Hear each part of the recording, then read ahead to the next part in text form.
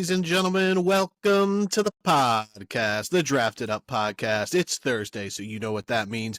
We're diving into week 14. 15, 14. Week 15. 15. Yeah.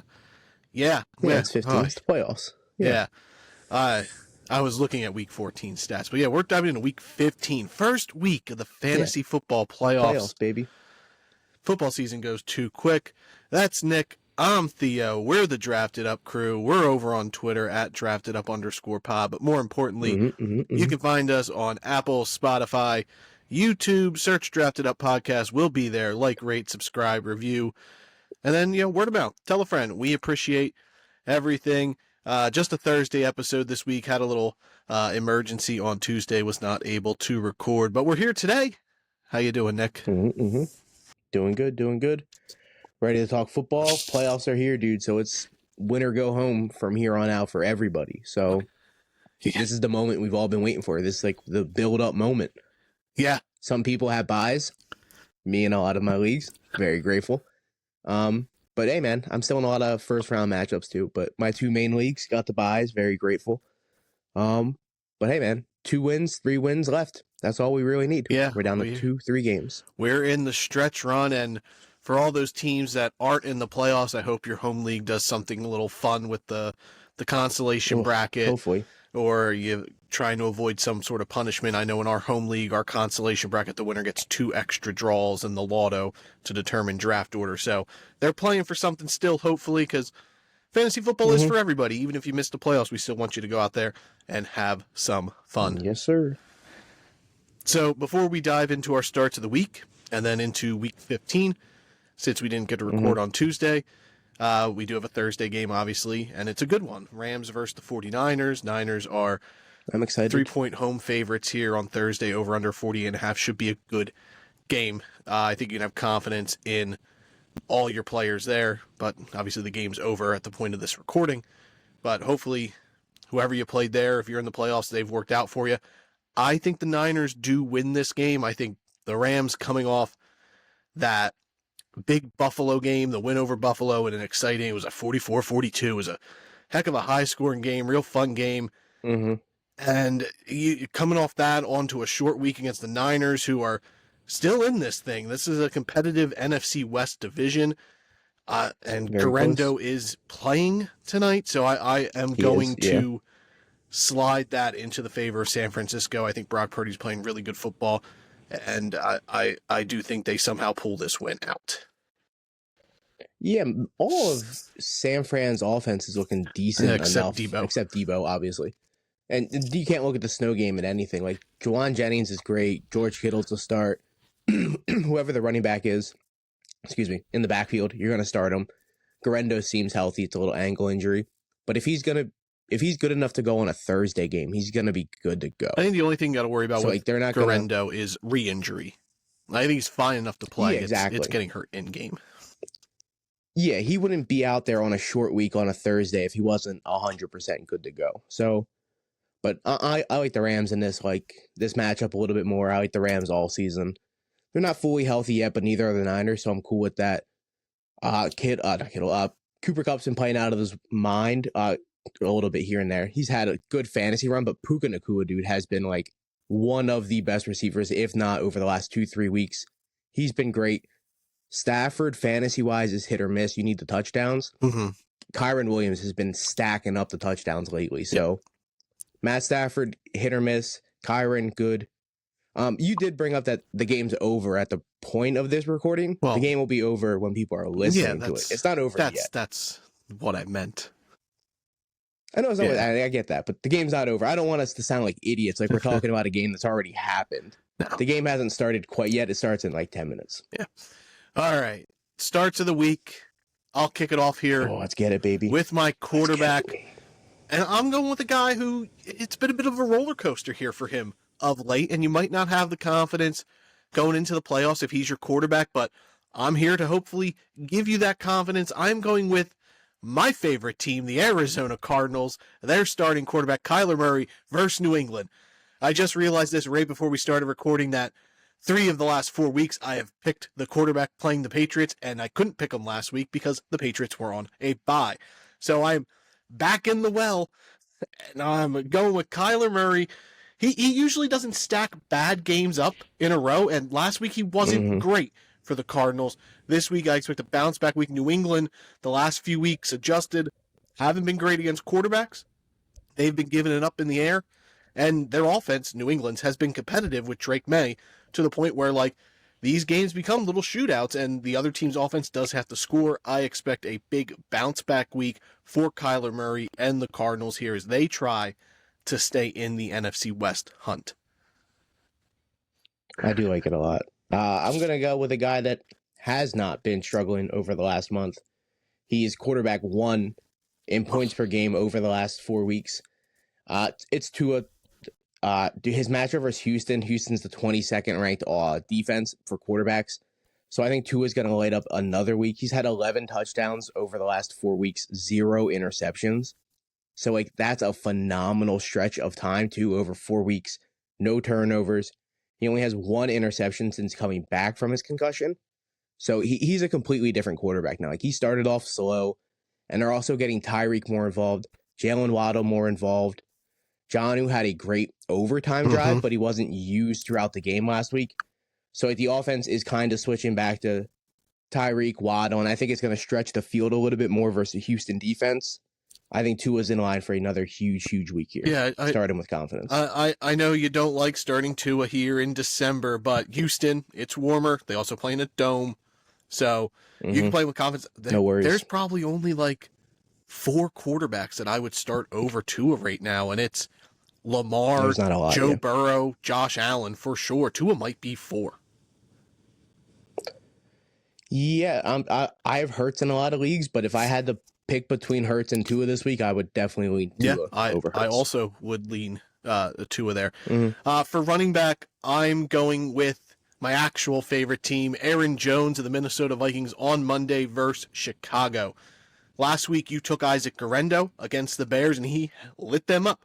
Aaron Jones has been a little touch and go here of late, but he was really strong here last week against against Atlanta. Did score a touchdown. And Chicago, you can run on this team.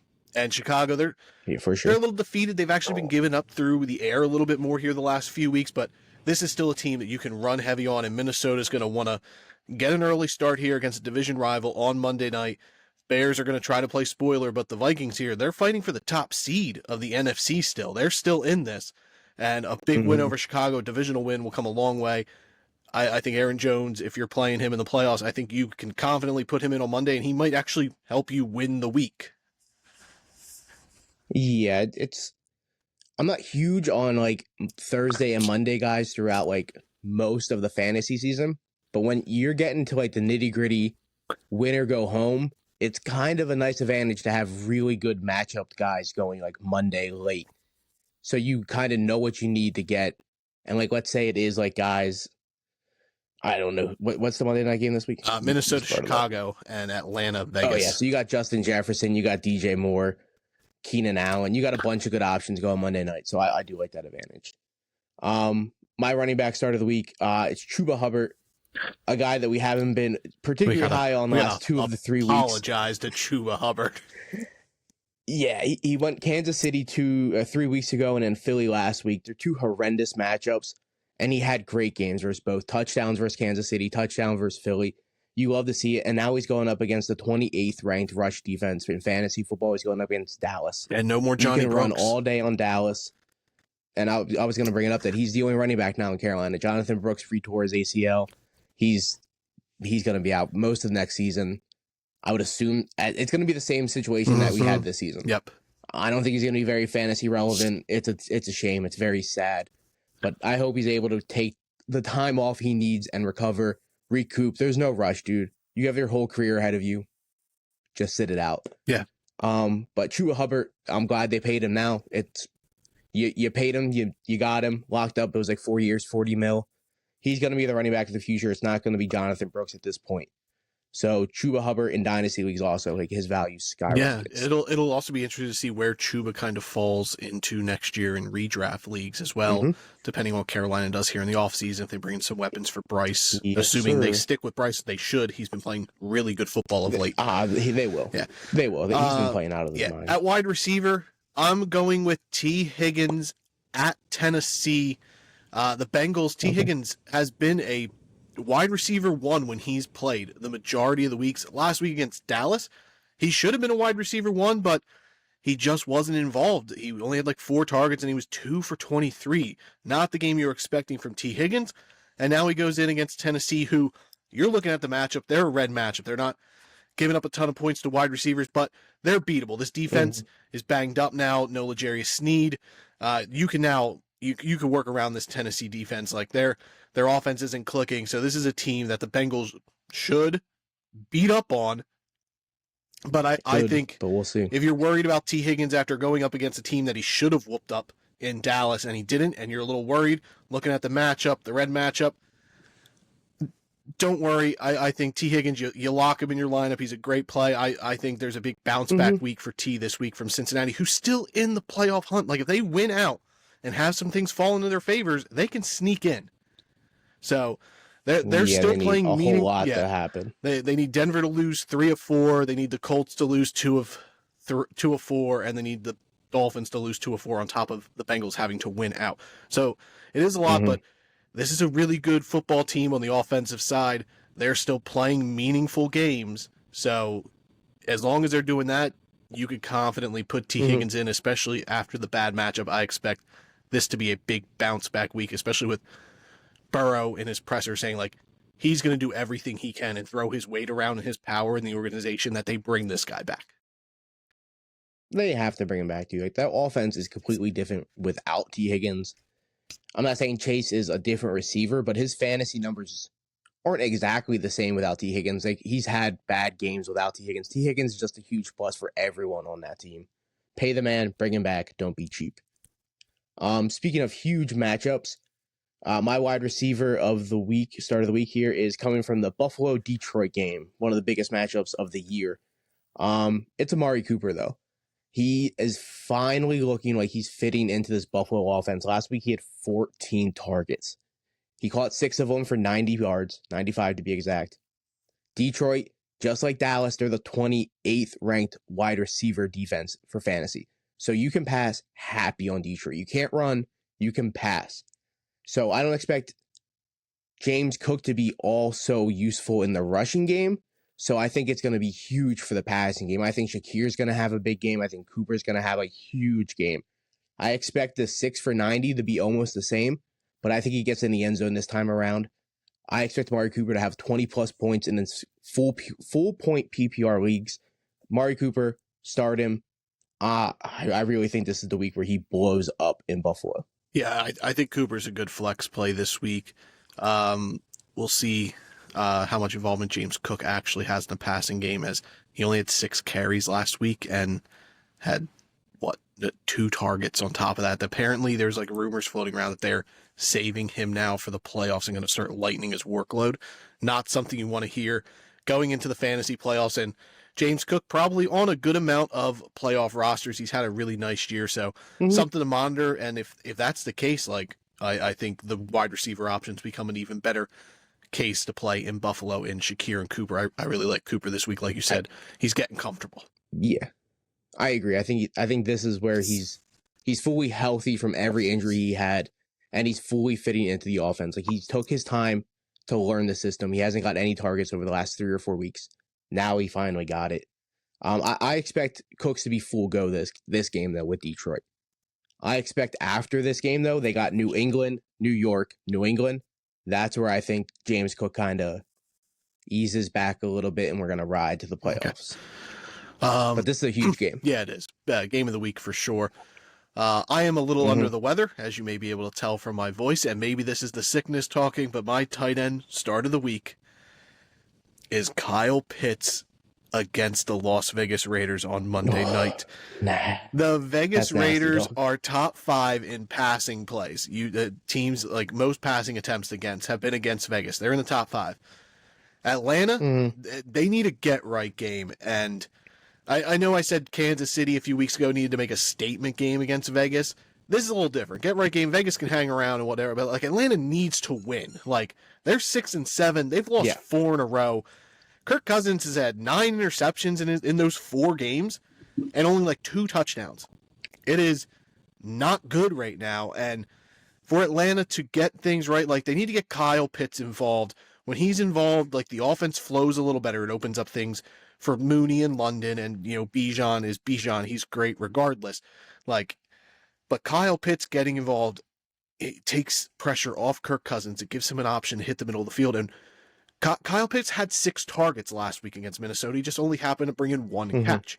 So he's getting the targets. Let's get him a little better targets. I think Atlanta, they need this get right game. Kind of, hopefully you get an easy win for them and set them towards, because like they're only a game behind Tampa for this NFC South division. So I think Kyle Pitts, if you in the case where you have like Njoku, who's not practicing again today, so he might not be playing, and you need a tight end, or you've just been streaming guys. Like, I think Kyle Pitts is an okay play this week, and I know it's disgusting, and I'm not the Kyle Pitts guy on the podcast, so this does not make me feel good, but I think Kyle Pitts could be relevant for the fantasy playoffs, at least the first round. Atlanta needs to get right, and it starts with getting Pitts involved in this offense. Yeah, I agree. No, we've talked about Kyle Pitts so much on this podcast. Everyone knows my stance at this point. You just got to get him involved. Like the 6 targets, I get it, but give him a little bit more. Give him like 8, 9 targets. He's going to bring in more. Get him more involved in the shorter game. Don't try to spread the field with Kyle Pitts. But I don't know. He's looked off the last couple of weeks, so it's kind of painful to watch, and that's coming from me. But I really do hope he has a bounce back week. Start of the week for me, tight end. It's Tucker Kraft versus Seattle. They're good. Seattle's a good defense, but you could get open on the tight end wise. They're bottom 10 in the league. I think they're 21st or 22nd, so almost bottom 10, right on the outside. Kraft's had 2 touchdowns over the last 3 weeks, and that's really his main involvement. Like if he gets a touchdown, he's going to have a really good week. If he doesn't have the touchdown, it's going to hurt a little bit. But Romeo Doubs, he did practice, but he's still in concussion protocol, so I don't even know how that works. I don't know how you can practice but still be in concussion protocol. But even if Doubs goes, I don't think he's going to be 100% out there. His snap count's going to be limited. And that's when Tucker Kraft is really useful. And now Green Bay's playing catch up. They lost to Detroit in a very close game. I was really pulling for Green Bay to pull out the dub. And I never root for Green Bay, so that's saying a lot. I think Green Bay's best path forward is really getting Tucker Kraft involved in the offense. Their offense looks so much better when Tucker Kraft is fully involved. I'm a big fan of Tucker Kraft. I loved him coming out of college, so start using him a little bit more. Get him involved. Get the man a touchdown. Make every fantasy owner of Tucker Kraft very happy this week. Yeah, I like Kraft against Seattle as well. All right, that's our starts of the week. Let's dive into this full slate of fantasy playoff football. So many games, baby. Let's start with one where we won't have to talk a ton. The Baltimore Ravens travel to New York. My screen decided to refresh to take on the Giants. The Ravens are 16 and Let a me half guess. point. Oh, sorry. Okay. Favorites. No, you're good. I was gonna guess 14 and a half. Okay, hold that's over. 16 and a half point favorites on the road. An over-under of 42 and a half. Still covered. Tommy DeVito is quarterback. So, yeah, bum. We'll see. Malik Neighbors, again, questionable, but he's been questionable heading into games here the last few weeks. He's been banged up, but I would expect him to play. It's just a matter of, can you play him? Baltimore does give it up in the passing game, but this is the vibes in New York are not with Tommy DeVito. Not great. Can you start Tyrone Tracy? He had 10 targets last week, but that was with Drew Lock. I think Tracy's a little bit more startable than Neighbors. But I think it again falls on what you need here. Like if you need a safe play and you're just trying to get some points here in the playoffs, Tracy's going to get points. He's going to have a limited carries, because it's Baltimore. He's not going to be able to run a ton. Just not going to score. But his pass game, I don't think he's going to get a touchdown. But his pass game's really where he's going to shine, hopefully in full point PPR. Like you said, he had 10 targets last week. He brought 5 in. So if he's able to bring in another 4 or 5 receptions, 30, 40 yards, that's a free 7, 8 points in fantasy. Let's say he has 5 or 50 rushing yards. That's another 5. So we're looking at 12 points, hopefully, for Tyron Tracy. It could be really hard for Malik Neighbors to get 12 points. Yeah. He might get 12 But catches on the for upside, 20 yards. On the upside for Malik Neighbors, he could take an 8-yard slant route and take it 70 yards. And that's what you have risking putting Neighbors on your bench. So if you want the high ceiling, it's Neighbors. If you want the really safe play, it's Tracy. Yeah. I think if you're an underdog and you're projected to lose by a good amount of points, and you have Neighbors, you throw Neighbors in there and just hope you throw him in for the big boom game. He's capable. Yeah, you streaming Daniel Bellinger. He had like 7 targets, replacing Theo Johnson. No. Okay. That's it for the Giants. Yeah. Cool. Baltimore. Yes, sir. Derrick Henry cut his hair, so he's gonna be a little quicker. You're playing him. Just a little bit. Zay Flowers. Yeah. You putting him in your lineup. You got to play him.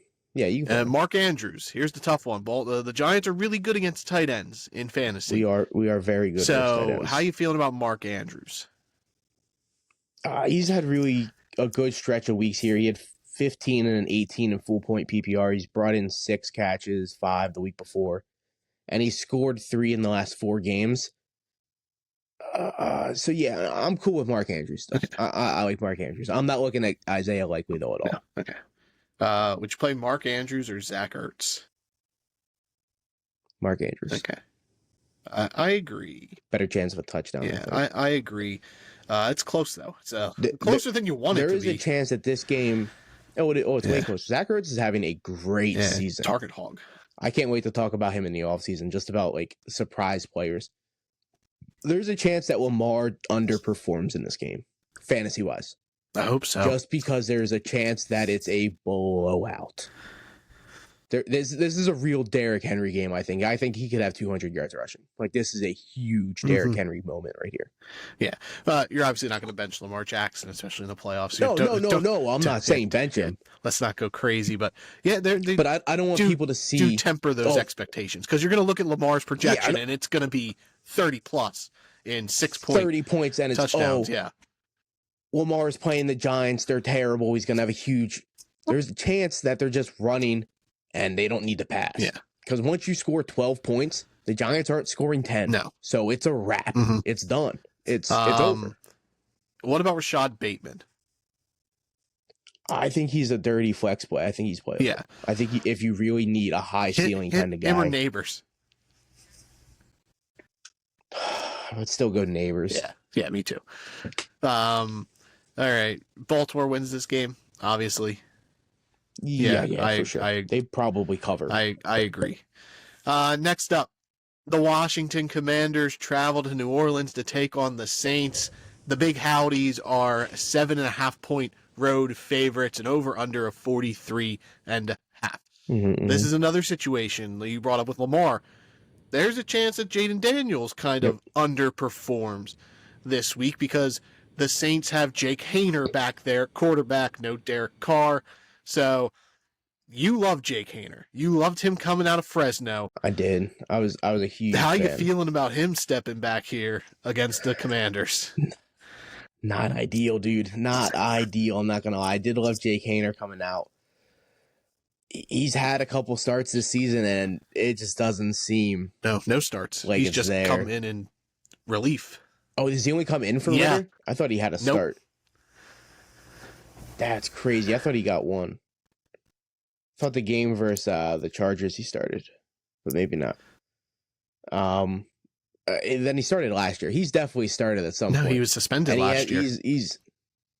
That's crazy. I don't believe any of that. Jake Hayner's definitely started the game. I'm looking into it. I'm almost confident Jake Hayner has a start this year. Where were we? No starts. I think you can really. That's crazy. You can tamper Kamara's expectations though with Jake Hayner as well. MVS isn't startable. I'm not looking at Juwan Jennings now. or Juwan Johnson with Jay No. Hader in there. It's Kamara's still Kamara. startable. I'm not saying don't Yeah. start Kamara, but you got to look at him with a grain of salt this week. I have Alvin Kamara in our home league, and I'm almost considering putting him on my bench because I have a deep bench. Like James Conner, our teams are deep. T. Higgins. I'd bench him. Cedric Tillman. I would not bench him for Tillman. I'd bench him for T. Higgins though. Yeah, like I have options where like I could afford to bench Alvin Kamara, which most other players you probably don't have that option. You could play Kamara. He's gonna be fine, and he could PPR his way to a really good game.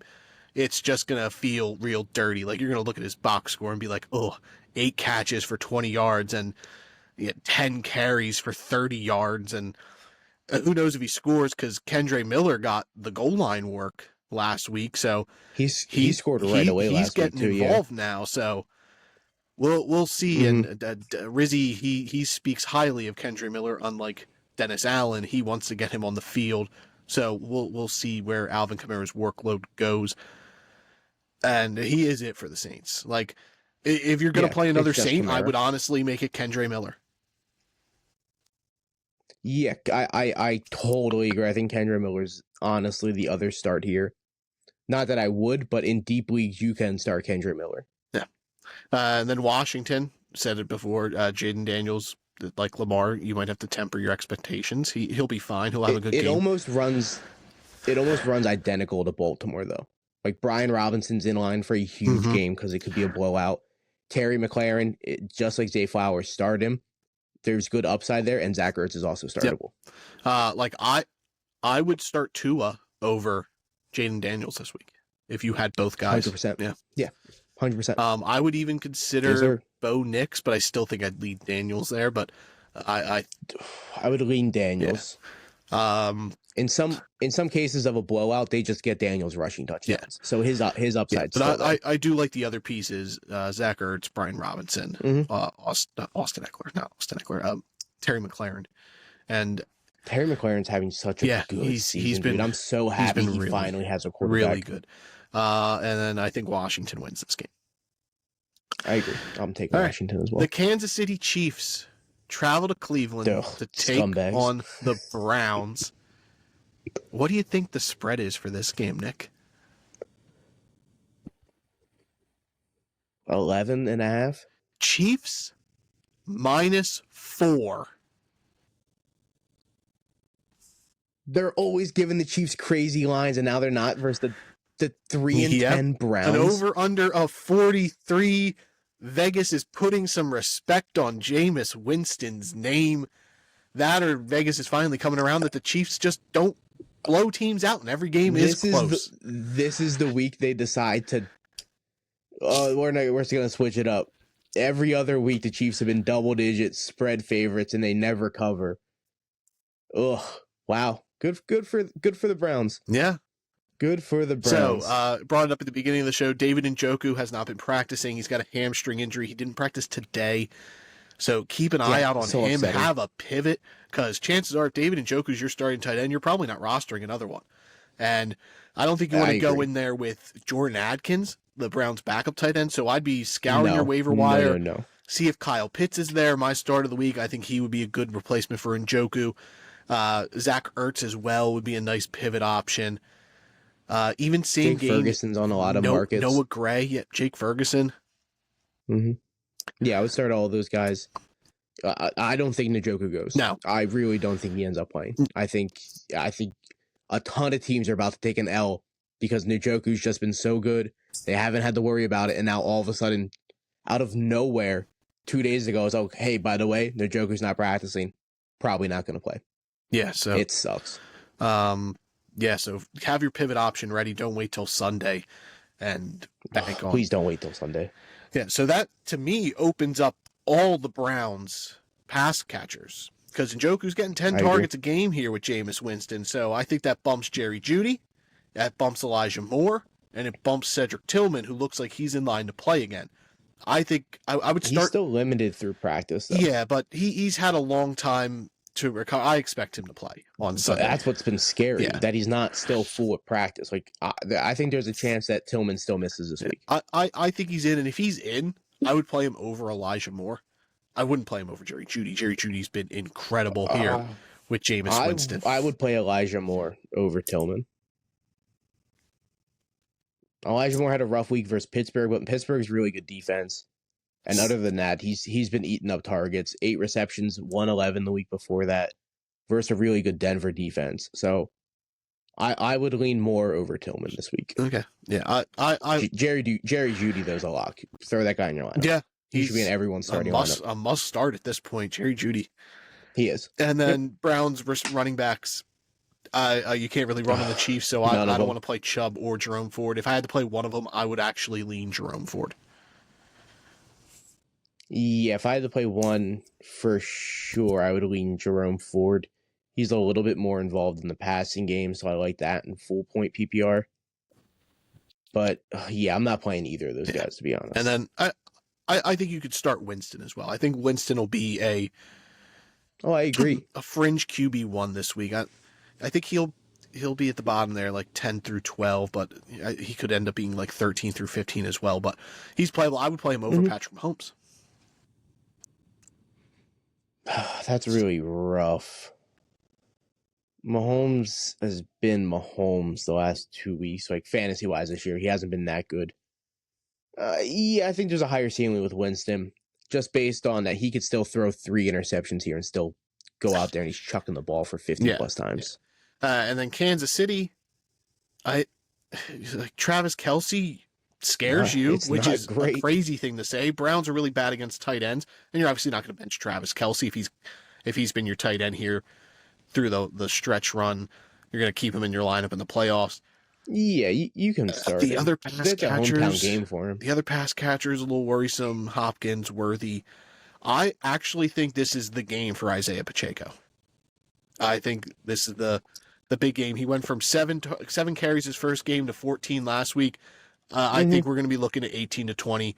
I think they're going to ride him for this week. And Pacheco owners, if you made it to the playoffs and you still have him, put him in your lineup. I think you can play him this week. I think you can comfortably play him. I'm expecting 60% of snaps this week, 60, 65. So not quite the 80% we saw week 1, but it's getting so good now for Pacheco snap-wise. Like, it's gone up 37, 48. I expect another 10, 12% putting in the 60s. I think Hopkins is a very startable guy too. Yeah, last 3 weeks in he's full a point flex. PPR, He's a flex he's guy. gone over double digits. He scored in the last 2 of the last 3. In this game, I think I would play Tillman and Moore over him though. Just because I think the Browns are gonna have to pass a ton, and maybe more, but I would lean Hopkins over Tillman. Yeah. And then who wins here? The Chiefs. The Chiefs. I agree. I think they cover too. I agree. I don't think it's going to be close.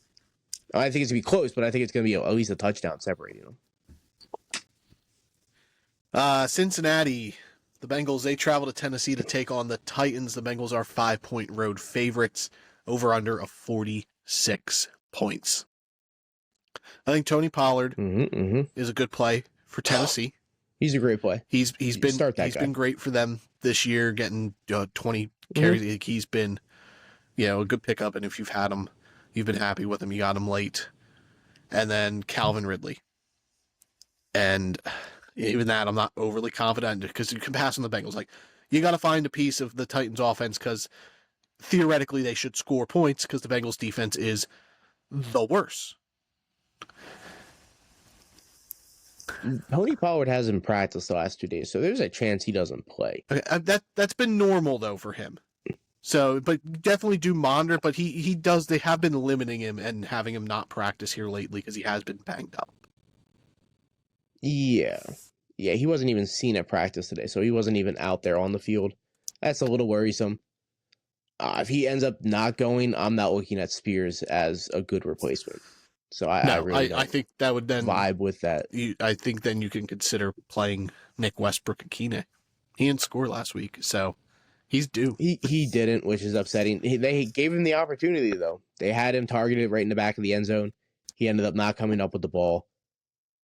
I think he's a flexible option, too, to be honest, just based on Cincinnati's going to score a lot of points. Tennessee's going to be playing keep up. Yeah. I think Calvin Ridley's a really good start. If the Titans want to be competitive, Will Levis has to look like a professional quarterback. And that's a big if, because he's all over the place. Yep. So, Westbrook Akine Yes, or sir. Calvin Ridley, which one you more comfortable with? Calvin Ridley. I agree. Calvin Ridley or DeAndre Hopkins?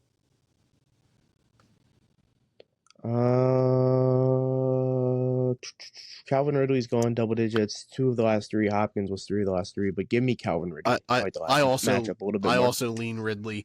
Westbrook Akine with the Browns guys that aren't Jerry Jeudy, so Cedric Tillman and Elijah Moore.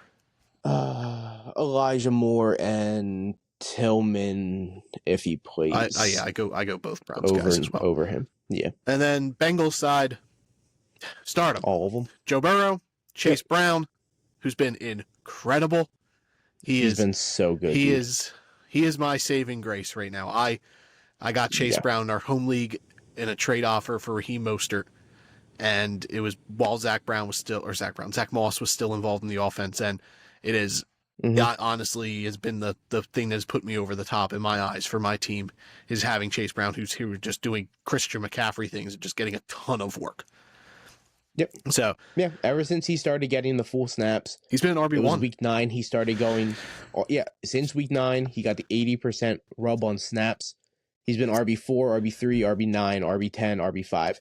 He's so good, dude. And I really hope the Bengals keep using him this way next season. Do not set the fantasy community up to fail. I think they will. We have Chase Brown. We know what he is. Please, for the love of God, Cincinnati, continue using him this way. But just fix your defense. Imagine if they had Ashton Janty. Dude, cool. Imagine if they had a defense. I know. Yeah. Get an edge rusher with Trey Hendrickson, please. But yeah, Chase, Higgins, Burrow, Chase Brown, all in your lineup. They're great plays this week against the Titans. 100%. And I'm out on their tight end. Yeah, I'm not screwing around with Gesicki. Yeah. And then every team's playing 16 games, 32 teams. Gesicki's not a top 10, top 12 technically. Yeah. Don't make him your pivot option if you have David Njoku. No, good God, no. Please go find someone else. Yeah, I think I'd rather go with Dalton Schultz. If I had the choice between Dalton Schultz and Mike Gesicki, I would think I would go with Dalton Schultz just because they're playing Miami, and Miami's like the worst against tight ends over the last 2 or 3 years. Yeah, there's a chance that Houston and Miami's like just a huge shootout, so I don't think Tennessee's going to be doing much keeping up in this game, to be honest. Cincinnati wins this game. Yeah, for sure. I'm taking Cincinnati. All right. The Dolphins travel to the Texans over there in Houston. The Texans, here we go. We finally have a home favorite. The Texans are a 3-point home favorite, over under a 46.5 points. This game should be great. It's got your start of the week, Tua Tagovailoa, who's been the QB1 here the last 4 weeks. He's been incredible. Put him in your lineup. Like I said, when you brought him up at start of the week, I would start him over a lot of guys. Like the guys I'd start over him, it's pretty much just Joe Burrow, Josh Allen, Lamar Jackson. That's it. Yeah, that's pretty close to where it ends. Like the discussion of him over Hurts is a legitimate conversation this week. Like I wish I had Tua Tagovailoa in our home league. I wish I could just have a guy I could lock into my lineup. But I'm here just streaming quarterbacks because C.J. Stroud used to be my quarterback, and I have finally washed my hands of that guy. I wouldn't play him this week. Yeah, you made the right choice. Against the Dolphins. Dolphins have been good against quarterbacks in fantasy. Even with Tua on the field, they're still stopping quarterbacks. So Stroud, to me, I wouldn't stream him. I don't really think he's playable. Like I would play Aaron Rodgers. I agree. Over C.J. Stroud. Rodgers has a great matchup against the Jaguars. Yeah, probably. That one hurts to say, but I'd probably. Yeah, that's real gross. Yeah. But the Texans, Nico Collins, tough matchup, but he's in your lineup. Don't overthink it. I know I said last week, sometimes you got to look at player A, player B situation. Nico Collins isn't one of them. You put him in, lock him in your lineup. And then Joe Mixon. He's been great the last 2 weeks. Yeah. Like not the bye week, obviously, but the 2 weeks before that, 9 targets for 5, 11 targets for 8. 90 yards in one, 119 in the other. So I expect huge games for Nico Collins every single week, regardless of matchup. Yep. For me, the Texans, it's just Nico and Joe Mixon. Ah, man. Yeah, probably. Tank Dell's really Dalton not Schultz worth if you're looking at real here. desperate for a tight end. Yeah, I would rather start Dalton Schultz coming off the 5 for 60 and a tutty over starting Tank Dell in my receiver spot. Yeah. You can't play Tank Dell at this point. And then the Dolphins. So Tyreek. I like them all. Yep. Jalen Waddle. Yes, please, to both of them. Jonnu Smith. You can still play him, but you might be a little worried now after seeing last week where he wasn't. You can still play him. But he's not the first read like he has been. Last week, no, but I'm cool with that, Tyreek was first read 34% of the time. Jalen Waddle 34%. Jonnu was 9%. Before that, Jonnu was being the first read, which made him even more valuable. Like Jonnu being the focal point of the offense was great, and like he was like a lock. Oh, it was phenomenal. Now it's but I still look at him as a lock at tight end. Pretty much most cases, unless you have like Trey McBride, Kittle, Bowers, like me, Trey McBride. Yeah, Jonnu Smith just sits on my bench. Johnny's a lock. Yeah. When the game really mattered in overtime, they went to him 4 times, 3 times, something like that. So, Johnny was for sure start. And then don't even look away. Achane as well, who put him in. Oh, dude, so good. When Tua was on the field, Achane's a lock as well. Yep. And then who wins here? I'm taking Miami. I'm going Houston. I'm going to take the Texans. Okay. Coming off the bye. Yeah. I think they need the win. They need a little confidence boost. Big turnaround. But Miami. I think Miami's been such a different team since Tua's come back to and it's really starting to click now. Yeah, I really wish we could have seen what their season would have been like with a healthy Tua. With Tua all year. But I am going to lean the Texans here at home. The New York Jets go to Jacksonville to take on the Jaguars. The Jets are 3-point road favorites over under 40.5 points. I said you could play Aaron Rodgers over CJ Stroud, but I don't necessarily recommend playing Aaron Rodgers. And then the Jets. Yeah, that's rough. The Jets receivers, Garrett Wilson, Devontae Adams, they're playable. They're good. And I'm cool with both of them. Doesn't look like Breece Hall's going to play. So he didn't practice, but he was seen at the rehab part. So he was seen at practice. He just didn't participate. Yeah, I know. So it's a sign, but it's not a good sign. I know the interim coach said it would be a long shot for him to play. So I wouldn't expect him out there. Yeah, so I don't expect him to play. Then Braylon Allen is an option against a really bad Jaguar. Isaiah Davis. Yeah, I think both of them outsnapped him, I believe. But Davis looked good. He did 10 for 40 for a tutty, and he was really involved in the passing game with 6 targets. Yeah, you're not going to see Braylon Allen in the passing game. No, I think you could flex either of those guys, though, if Breece Hall doesn't play. Would you go with either of those Jets running backs or Sincere McCormick of the Raiders? I would probably lean towards the Jets running backs. Okay. I think I would go with McCormick. In full point PPR, Braylon Allen had almost 13 and Isaiah Davis had almost 16. So I'm cool with those as baseline floors for guys. If I can get that again, I'd be happy. What about the 2 Jags backs? Pass on both, to be honest. I'm not going to try to mess with that. Tank Bigsby had 18 carries his first game back. Yeah. For 50 yards. ETN had 4, but he had a ton of passing game work. I just don't trust anyone in that offense with Mac Jones, to be honest. I trust Brian Thomas Jr. He had 10 targets. Well, like I think you can. I think Brian Thomas Jr. You can lock him in your lineup. There was just that stretch of time earlier where Mac Jones and him were just so off sync, and that's like a fear of mine. Like I get the Jets defense isn't the same as it been since the early season. But I still trust the Jets defense enough. And they've played Mac Jones a bunch over the last couple seasons, him being in New England. I don't trust Jacksonville at all. I'm 100% fine with Brian Thomas Jr. His two most targeted games He have would been be the only one I'd look at, to be honest. I'm not playing Evan Ingram. That's not Mac Jones' guy. No. Like, Trevor No, Lawrence and he's loves also Evan Ingram. questionable. Mac Jones does not. Would you play Sincere McCormick over the Jaguars running backs? Yeah, probably. Yeah, me too. I'd be cool with that. Yeah. Then who wins this game? The Jets. The Jets. Gross. I agree. I think the Jets do win. Do we have a line for Tank Bigsby and Etienne or Chubb and Jerome Ford? The Jags backfield. I agree. Over the Browns. What about the Jags backfield versus the Steelers backfield? Najee and Jalen Warren going up against the Eagles. Tough matchup. That's a bad matchup, but give me Najee over both of them, but give me both of them over Jalen Warren. Over Warren. Same page here.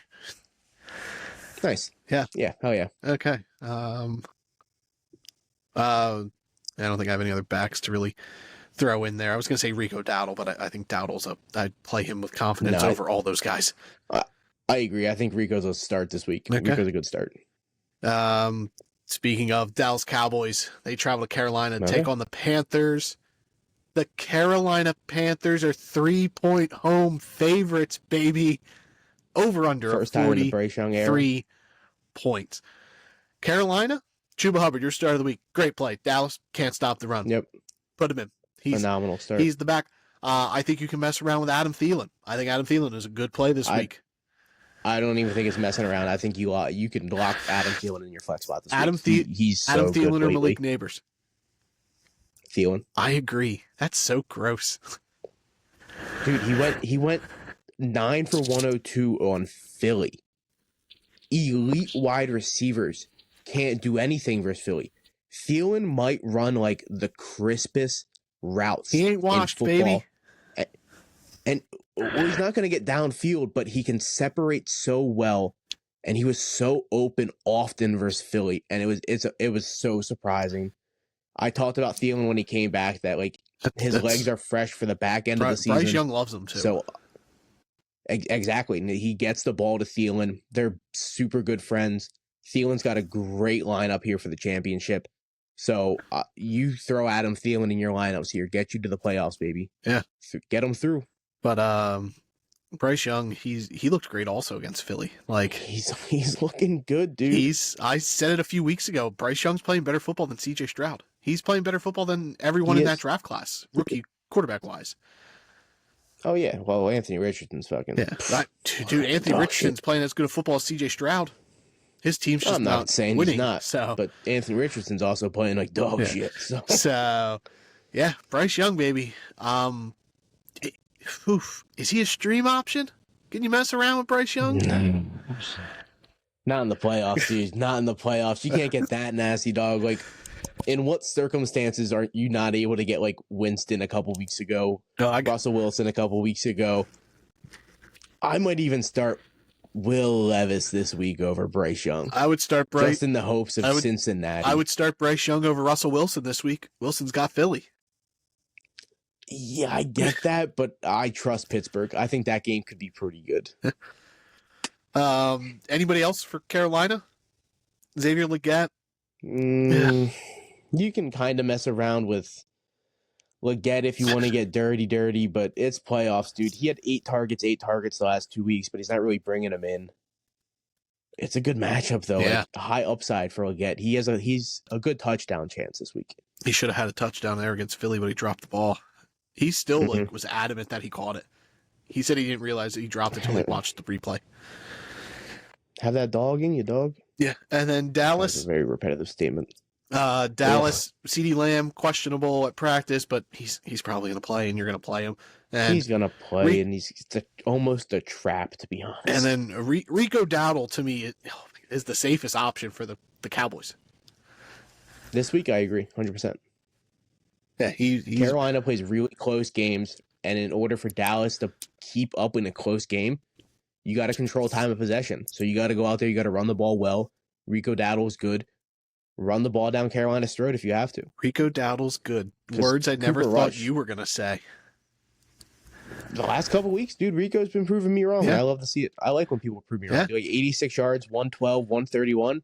They've gone up every week. He only has one rushing touchdown on the season, but he's got 3 receiving. It's what I've been saying all year. Let Rico Dowdle be the back, and he'll be fine. And he has been. Yeah. And stretch run here. Both the running backs in this game. Huge apologies to both Rico, Chuba. Well, I don't have. Love them both. I don't have to apologize to Rico Dowdle. I do have to apologize to Chuba Hubbard. Yeah, we disrespected that man, and he went out and proved he's that guy. Jake Ferguson, I think he's a great pivot option for David Njoku, but otherwise, I really don't want to be playing him.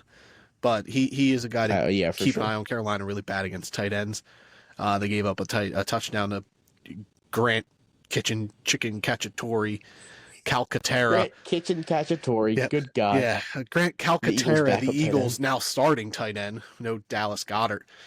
He's on IR. So Jake Ferguson, you can pivot to him if you're down bad there at tight end. That's it for this game. There's a chance Ferguson, it's not pretty, but just hope he gets in the end zone. Just pray to God he gets in the end zone. He has no receiving touchdowns on the year, but this might be the week. Barely had any last year too. He just doesn't score. What about Brandon Cooks? Yeah, if CD Lamb doesn't play, Brandon Cooks is a really good start. Yeah. But other than that, not necessarily. Yeah, I agree. And who wins this football game? Oh man, oh man, oh man, oh man, oh man. Right now I have Carolina picked, but I kind of think Dallas sneaks away with it. I also think the Cowboys win. I think they're a little bit more talented than Carolina, but this is going to be a real competitive football game. That's what you really want from Carolina, is just to see them be competitive and see Bryce Young continue to stay in this upward trajectory. Mm-hmm. As a Panthers fan, there's still a chance you get the first pick. That's still a legitimate possibility.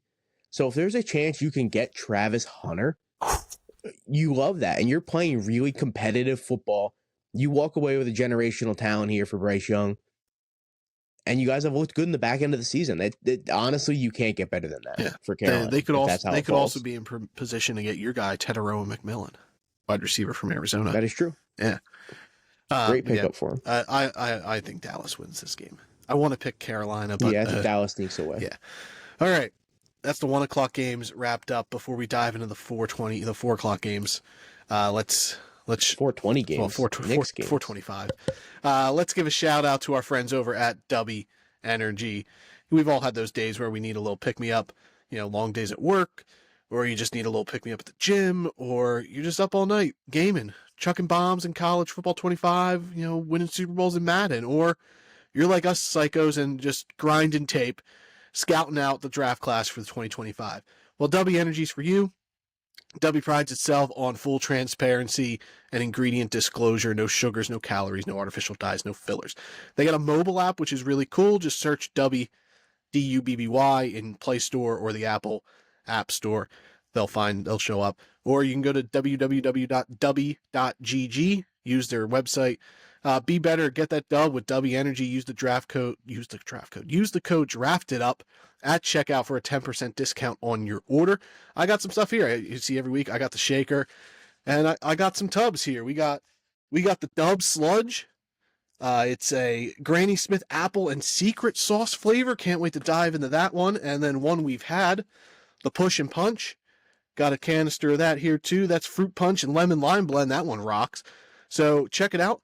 There's 30 servings in one of these containers. It comes out to less than $1 a drink. And an energy drink at the grocery store, it's like $3. So you're saving some cash.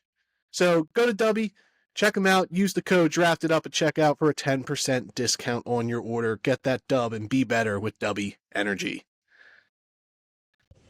I agree. I love our guys at W Energy, but I think they should change their slogan to "Eat that dub." Eat that dub. Dub Energy, and then get Jameis Winston the sponsor, dude. Come on, eat that dub. Dub Energy. Yeah. Oh, we'll shoot. Let's get it. Yeah, we'll shoot. All right. Pittsburgh travels to Philadelphia. Battle of Pennsylvania. Steelers, Eagles. The Eagles are 5.5-point home favorites over under of 43. The vibes are getting Did you see? You see Mike Tomlin like dub this the Pennsylvania State yes, Championship in a press and conference? he like brought up like nonchalantly playing it in like the middle between the two cities at some town that like there's only like 5,000 people living in. Classic Pennsylvania stuff. I love it. The vibes though again in Philly that's something we'd run. aren't getting great. Brandon Graham, I don't know if you like heard his thing speaking out against Jalen Hurts and AJ Brown, and then Hurts and Brown came out and said that like he was misquoted, and then AJ Brown complaining about not getting the ball in a locker room interview. Like that's something you handle behind the scenes. Like during film study, you can be like, "Hey Jalen, like what's up with this? I was open. Like, can you explain to me like, did you not see me? Like, why didn't you get the ball off?" Instead of like that, but he put it at the forefront of things. So now that's good. AJ Brown hasn't been great here the last few weeks. Like, and it's a tough matchup. It's questionable. Like, it's not a good matchup. I would play Juwan Jennings, which is it's pointless to bring that up, but like I would play him over AJ Brown if it came down to it. Well, I mean, I would assume you brought that up because I personally have them in our home league, our main home league. I do have them, so thankfully I'm on the bye right now, so I don't have to make the decision this week. But next week, there's a legitimate chance that Juwan Jennings is in my lineup over AJ Brown, and it's something you really have to commit to. Starting guys that you weren't committed to over first-round picks, second-round picks, guys that aren't performing right now. Like Juwan Jennings has been so good, except the snow game. The snow game's trash. Juwan Jennings he should be in everyone's lineup. Yeah. Like, don't even look at it. He has been so good in San Fran. That's one of the cases, forget the names. Like, I would also play Jennings over DK Metcalf going forward. I agree. It's not even close. Juwan Jennings is probably almost a top 12 receiver every week. Yeah. So, how do you feel about AJ Brown this week? Like, are you playing him? Like, I have AJ Brown and DK Metcalf in my money league, and I have to play them because I'm not playing Tank Dell. I'm not playing Jaden Reed over either of those guys either.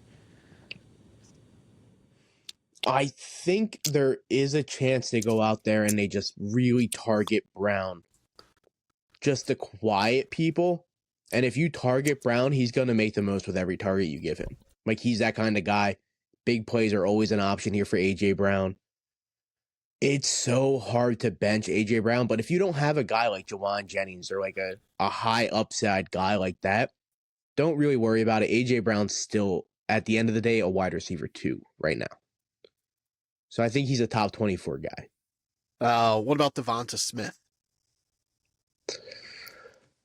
Man, I'll see. This is where it gets tough because Hurts isn't passing enough to really sustain 2 wide receivers, especially here versus Pittsburgh is a great defense. Joey Porter Jr. has been phenomenal for Pittsburgh this year.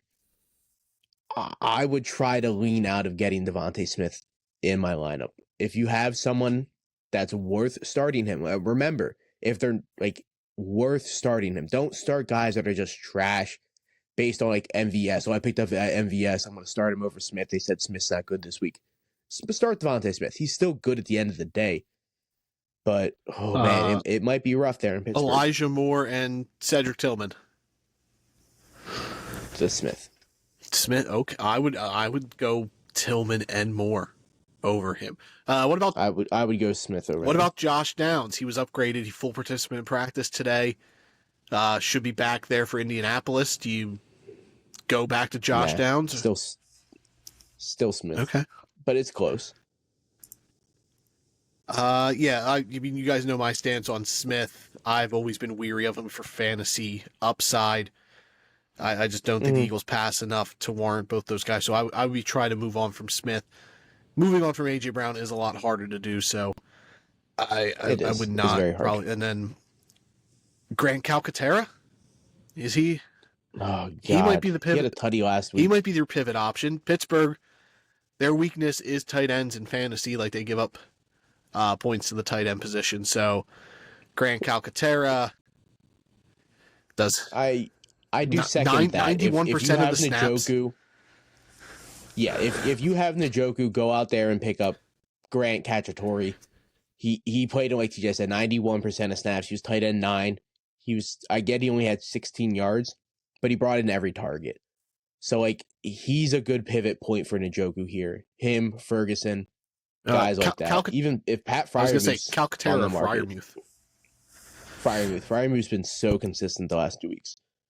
Like, just like, I can't even pronounce that guy's last name. Grant, I'm not even going to try.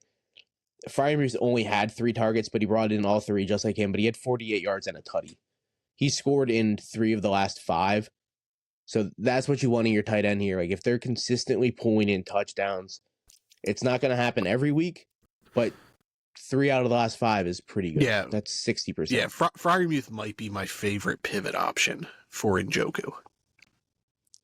Oh, yeah, for sure. Out of the guys we named so far, I would lean Freiermuth overall. Yeah, and then Pittsburgh side of the ball, George Pickens might not play again.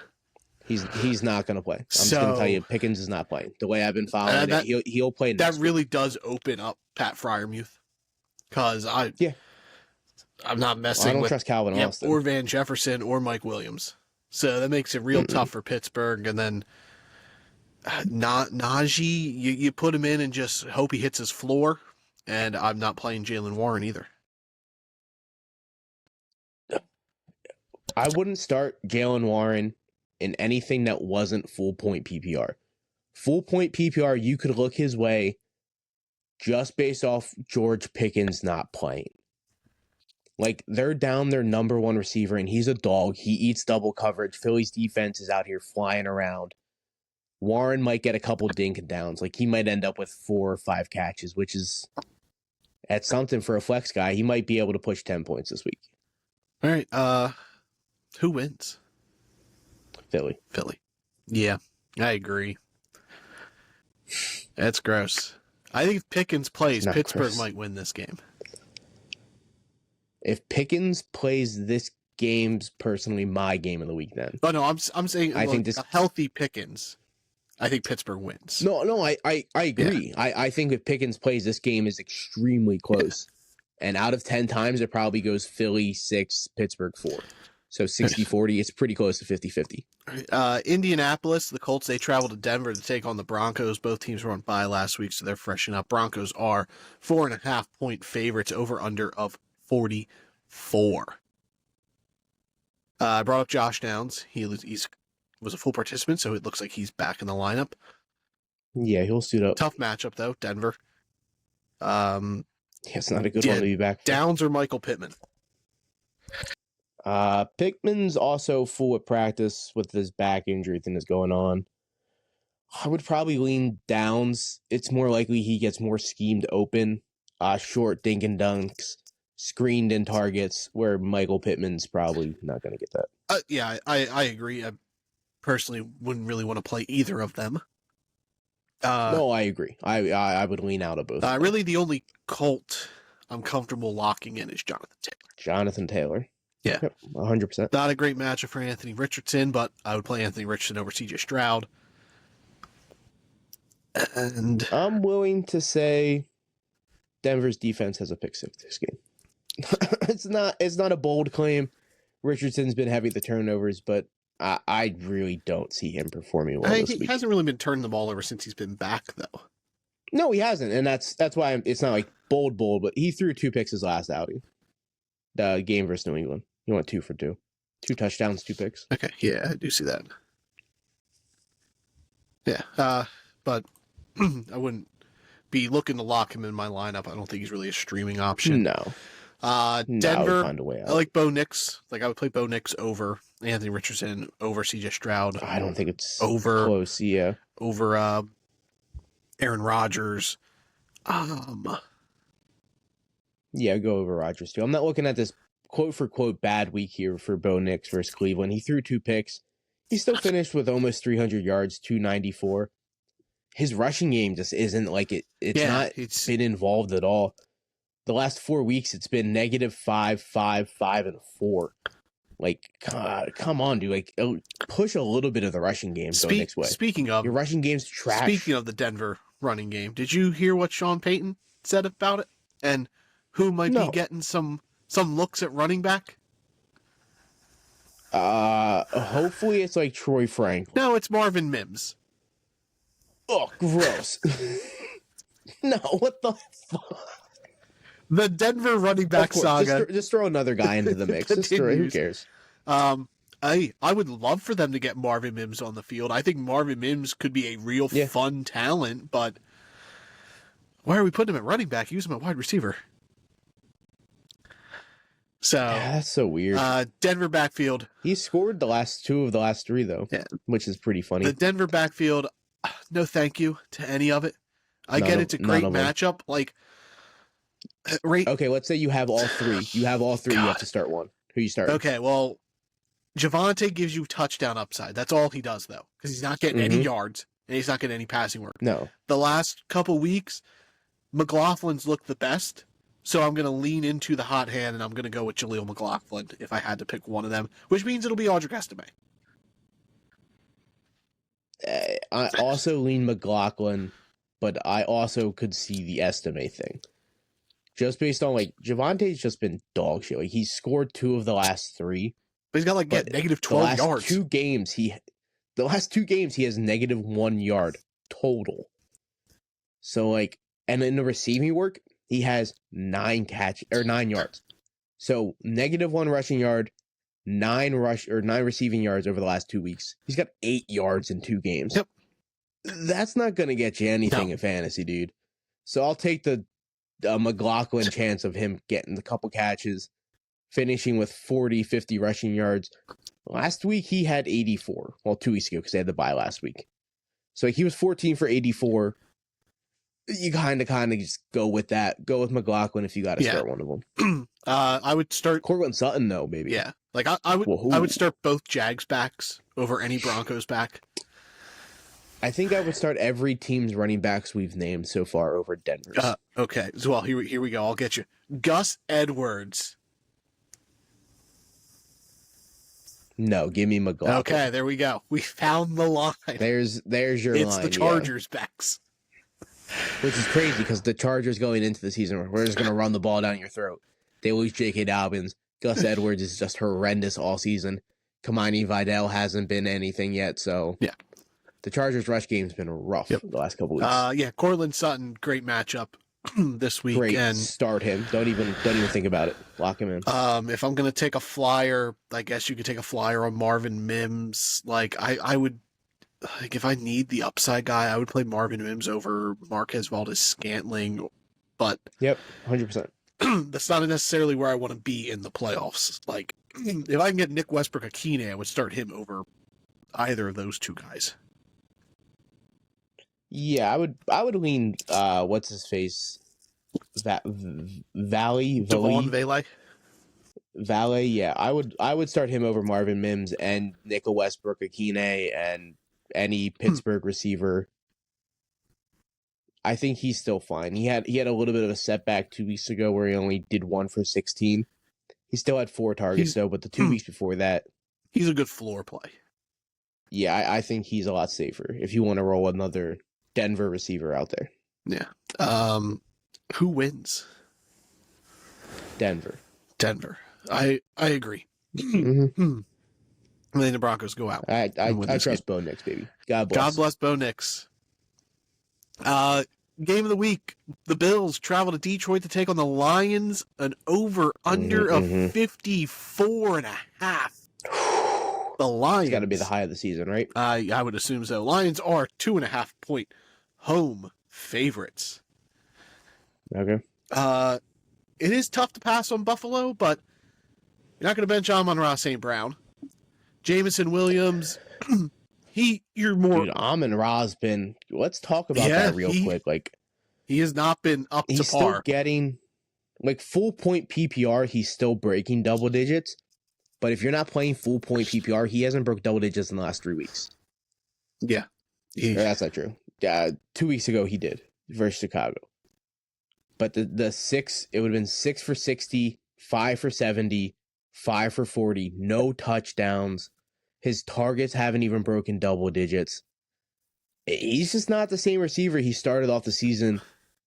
But you can't bench him. Like, he's still a very, really good football player. He's a dog. He's out there doing everything Detroit needs him to do. Like, if you got points for being a team player, laying down the right blocks, Amon-Ra would be a fucking top 5 fantasy point guy. But I brought it with receivers. They do go through these funky stretches. Like in half PPR, no receivers consistent. In half PPR, you were right. He hasn't had 10. Against Chicago, it was 9 point. Oh, is it? It was 9.8. Okay. 9.2, 9.8, 7.8 the last 3 weeks. But the week before that, week 11, he had 33.2 in half point PPR. And then 15 before that. Like, receivers, it's a ride.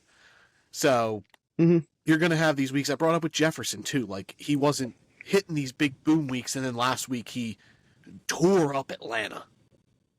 And a lot of it's touchdowns. Like, if you would throw in 2 touchdowns in these 3 games here for Amon-Ra, we're not even having this conversation about quote for quote bad games. Yeah. It's just no touchdowns the last 3 weeks. It's rough on the fantasy stats. But yeah, you're going to play him. Jameson Williams. If I'm going to shy away from him, you can, but I think you have to, like, you almost have to play him. I still think you play him in the hopes of just an 80-yard touchdown versus Buffalo. It's a big game. Like, the 53 or 54 points, like, you have to play your guys in this game. Just based off same ceilings. game, Jameson Williams or Khalil Shakir. Khalil Shakir. He was almost my start of the week, but I made it Amari Cooper. What about Ladd McConkey? Should be back for the Chargers. Bucks really... Or who, Shakir or J-Mo? Over J-Mo. Or both guys. A Ladd over J-Mo. Shakir's a really rough call, but I would lean Ladd, I think. Okay, what about Jaden Reed? All of these guys over Jaden Reed. You can't risk Jaden Reed. Like, Jaden Reed's still a good option this week. Don't get me wrong. Like, I get he goosed you last week, and if you are lucky enough to still be alive because of it, he's got a really good matchup. But all of these guys in this game has to have high ceilings. Shakir, Cooper, J-Mo, Jacoby Myers, Amon-Ra, obviously. Aiden O'Connell. There's a chance he plays. How crazy is that? Yeah. He was ruled out for the season, and I was like, no. By the way, that was a misdiagnosis. I got a second opinion. If Aiden O'Connell plays, I'm more willing to play Jacoby Myers. But if it's Desmond Ritter, I'm trying to move Myers to my bench. I'm out. Yep. Yeah, I agree. Last one for that, Jordan Addison. Tough matchup against Chicago, but last time Addison played Chicago, 30 points in PPR. I would go Addison over all of these guys except Amon-Ra. Okay.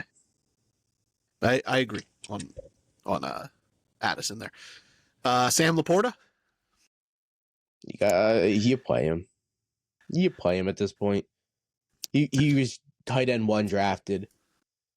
It hasn't been great, but the last 2 games, double digits in full point PPR. And you like that he wasn't touchdown dependent last week. He was 5 for 54. And the week before that, he was 3 for 6, but he had 2 tutties. So, like, he's giving you the best of both worlds the last 2 weeks. Touchdown dependent, non-touchdown dependent. So just hope for a touchdown or a peppered of targets in this shootout of the game. And both lines running backs, lock them in, Montgomery and Gibbs. Don't even think about that. Amari Cooper, your start of the week for Buffalo. Love that. Put him in. Same with Khalil Shakir. I like both guys. Yep. What about Dalton Kincaid? It looks like he's going to be back. Oh, man, that's where it gets risky, baby boy. I probably wouldn't lean to play him. Detroit's got a really good defense versus tight ends, so I want to see it first. I would sway away from. Like, yeah, I would rather start Pat Freiermuth over Dalton Kincaid. Now, hear me out. There is a world where Kincaid's on your market, and none of these tight ends we brought up have been. You could play him in the likelihood of Njoku's not playing. He's got a higher ceiling than a lot of guys on the market. Especially in this shootout. Like we talked about the 54.5 or whatever. How about him or Hunter Henry? Points are going to... Depends on what you need. Okay. Hunter Henry's a really safe floor. Kincaid's a really high ceiling. Yeah. And then James Cook, you think a big bounce back week for him. I think in the receiving game, in full point PPR, I think James Cook's gonna have a huge game. I would drop him outside my RB1s. I think he's an RB2 guy going forward here. I could see that. Yeah. But you're not going to pivot away for like I'm not going to bench. No, I'm not going to bench James Cook and play like Ramondre Stevenson. No, but he does have a couple rough games here in the rest of the playoffs. It's Detroit, New England, and then the Jets. So it's not ideal here for Cooks, but you're playing him. He's been good. Then who wins this football game. Buffalo. I agree. I think Buffalo, coming off that loss to the Rams, where the Josh Allen played incredible. He's still my MVP front runner. Dude, he played so good. But hey, shout out to the Rams, Andy. That was a great win. If the Bengals would make the playoffs, if they would run the table out here and somehow sneak in, does that move Joe Burrow into MVP favorite? I don't think after the last couple weeks Allen has. I think if Allen would have just been playing the way he was, where he's just fine, but he wasn't like taking over games. With that game versus Kansas City, he took over that huge run at the end. This game here, he had 6 total touchdowns. It was like 3 rushing, 3 the game passing. Against the Niners. First quarterback in history to do that. And especially here if he beats Detroit. If Josh Allen beats Detroit this week, you can almost lock Josh Allen as MVP. Yeah, I think that's fair. This is almost a lock-up game for sure. Before we move on, Jared Goff. We didn't bring him up. How we feel about Jared Goff?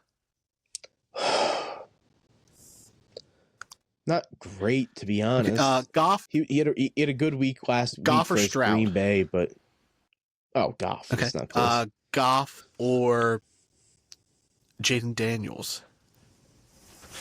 Daniels. Okay. I'll take the upside on Daniels. Bo Nix.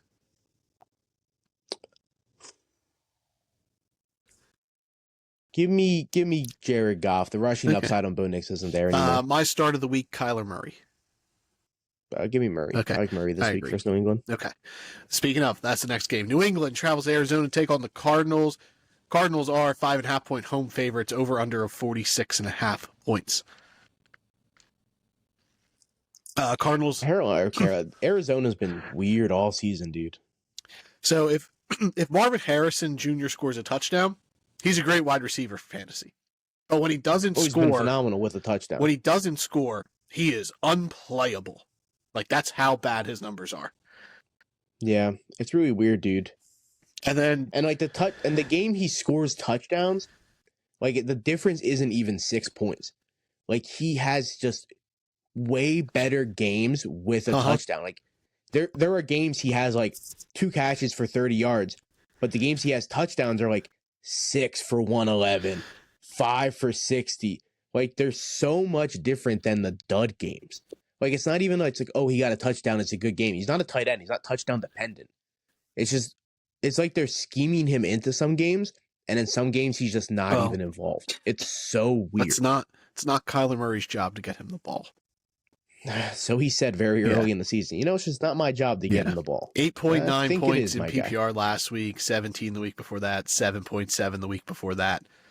So he's kind of been all over. He's got a game where he's got 3.4, 5.1, 1.4, 5.6, but then he's got games 29, he 17. Goosed versus Green Bay. Like he got hurt versus Green Bay, but he's still goosed. 17.4, 15.5. Like Marvin Harrison is the true, like, the wide receiver ride. But his are just like, it's not like a consistent, like, oh, here's 3 bad games in a row. You just never know when his are coming. They're just so spread out. Yeah, exactly. Which makes him really tough to play. Mm-hmm. So yeah, I got lucky with the start of the week 2 weeks ago versus Minnesota. Yeah, it's just hard to call your shot with Marv. Like it's really difficult. He's just having a really inconsistent rookie season. He's having a good season real life wise for a rookie, but it's not what everyone. It's kind of what I thought he was going to fall into. But fantasy wise, he was going late first in some leagues. Most leagues he went in the second though.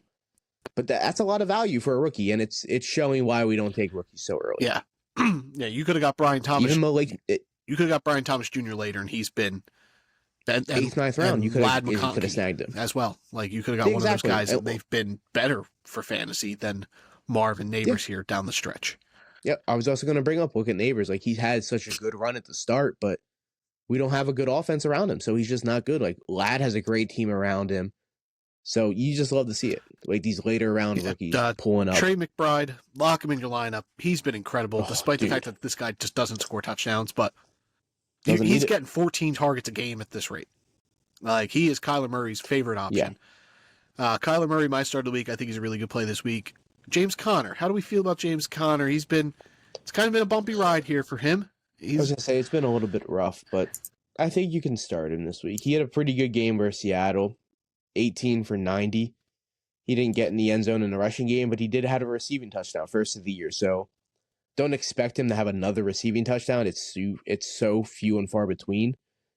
But he's got high rushing upside. In New England, you can get the job done. I expect him to have around 65, 75 yards. A little decent game despite here. the weird workload he's been getting, like he's a great floor play. Like if you look at his PPR numbers, 22-2, 11.1, 9.9, 22-3, 14.9, 14.9, 17.2. Yeah, he's got a good base. Yeah. So, and you don't even have to worry about Trey Benson at this point. Like he's played in 14% of snaps. He 2 carries. They're just not using him at all. James Conner is for sure the workhorse here. Are you playing Marvin Harrison? Not preferably. Throw me some names if you want, but I will really. The Buffalo Boys. It's a good Shakir matchup, and but Cooper. Both Buffalo Boys. J-Mo. I would. J-Mo's close. That's a really good line, to be honest. I would probably go J-Mo just based on the shootout potential. Okay, I agree. I would go all 3 guys that I brought up. It is what it is. Yeah, it's nothing against Marv. The Browns guys, Moore and Tillman. Probably Marv.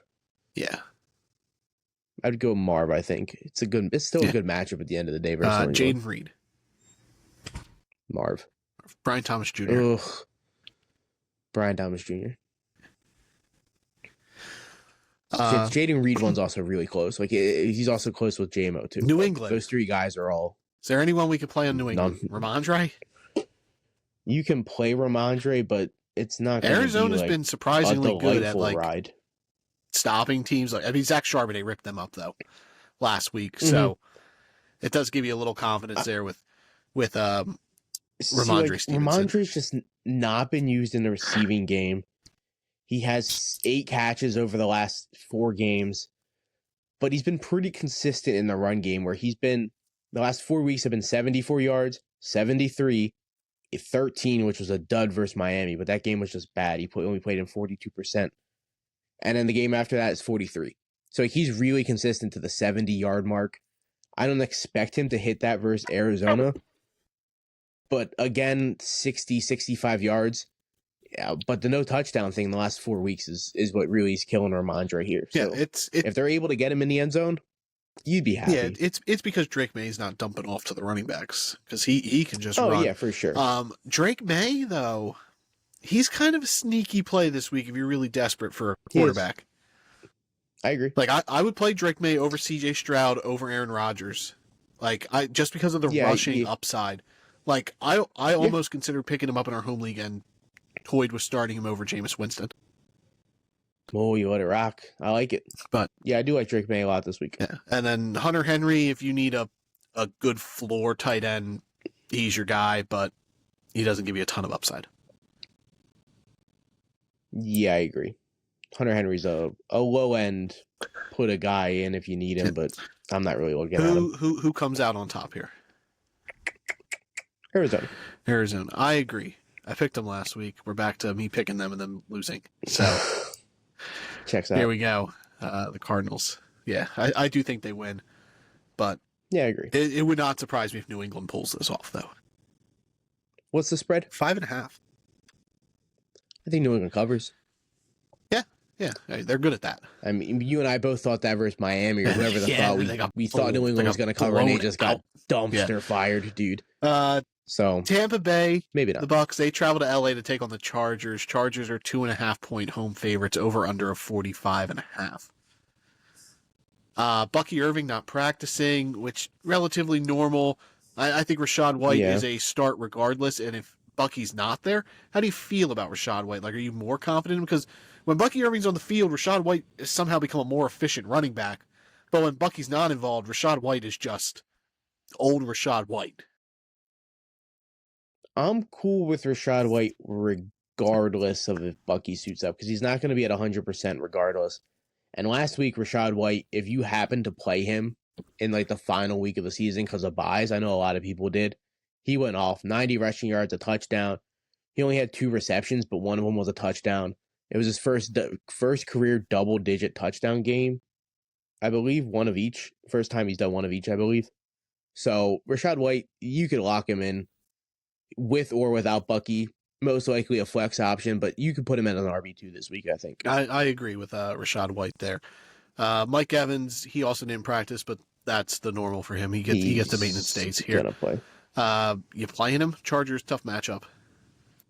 No, I'm playing him. He's on his road to 1,000. I think Mike Evans is just a lock for the next couple weeks. How about your boy Kate Otten? Regardless. Oh, it hasn't been pretty, dude. Has not been pretty. He had a big, like a 50-yard catch or something like that, so you really lucked out. Other than that, it was just a dud.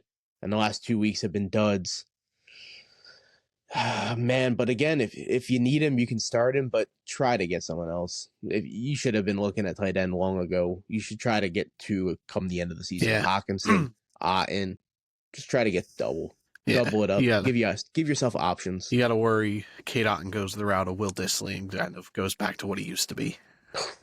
That'd be horrendous. Yeah. Will Dissly, though, Chargers. He's out, though. Don't have to worry about him. Yeah. Lad McConkey, great matchup against the Bucks. Yeah, for sure. Put him in. He'll be back. Justin Herbert? Him or Baker?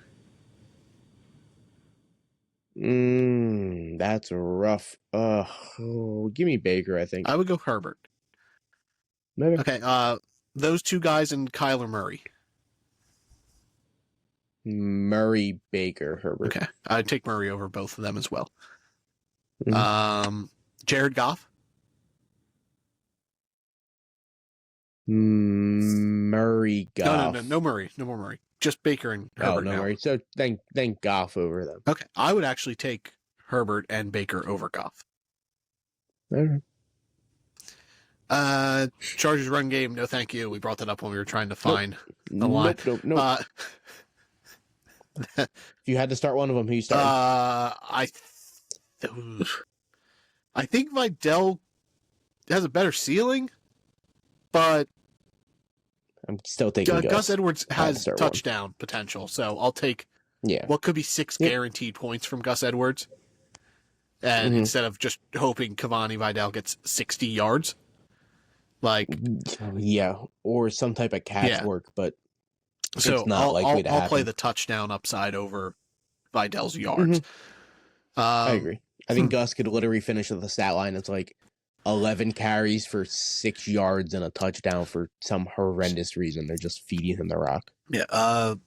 Either of the other Chargers wide receivers, Josh Palmer, Quentin Johnston. Johnson over Palmer if I had to go one of the other, but not particularly fond of Q. Yeah. He had a nice little week last week, but Lad wasn't out there. Yeah. That team offense was missing Lad so much. I think Lad McConkey was out there. They beat Kansas City. Oh, yeah, I agree. Like, their offense looked like it was missing Lad. Like, you could tell that they schemed Lad into their offense for the weekend. It just didn't work out because he didn't play. Okay. Anyone else from this game? You riding the Jalen McMillan ride? Not particularly, but I will say Stone Smart was heavily involved when he got onto the field last week. Oh, you get a little dirty a real right dirt there. Tight end. Stone Smart also spells his name real dumb. It's like SMAARTT. It's just too many letters for the word smart. It's double T's. SMARTT, baby. It's Stone Smart. It ain't smart. Yeah, I think he's a real dirty play. I think in like daily football, like DFS lineup, FanDuel, he probably costs nothing. I think you can plug him in. Exactly, you can throw him in. Who wins?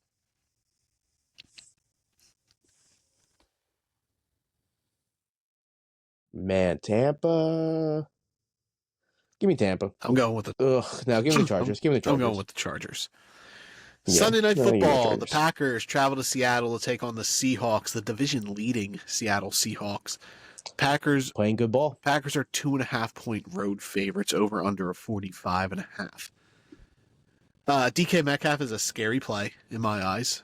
It worries me. He was also downgraded to questionable today, so keep an eye on him. JSN, lock him in. That dude's incredible. Yep.